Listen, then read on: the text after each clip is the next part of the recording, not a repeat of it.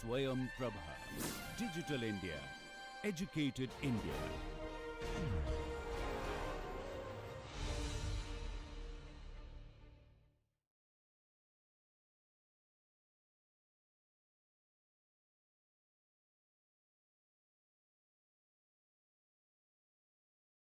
Hello everyone, welcome to this Gyan course on high entropy alloys. My part of lectures will be introduction to microstructures, phase morphology, phase selections, especially the physical metallurgy aspects of high entropy alloys I will introduce.